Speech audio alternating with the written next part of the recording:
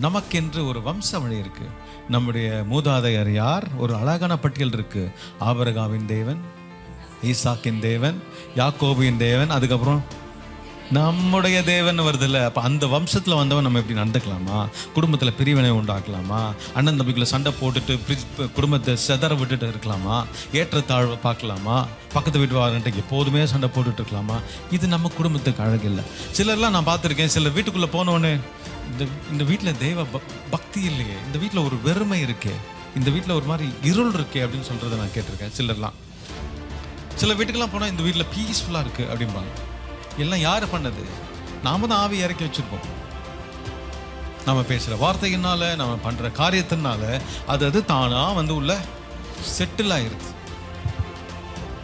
So நாம் கிறிஸ்தவர்கள் குடும்பம், அந்த கிறிஸ்துவின் நாமத்தின் நிமித்தம் நாம் நம்முடைய குடும்பத்தை நீதியின் பாதையில் நடத்த வேண்டும்.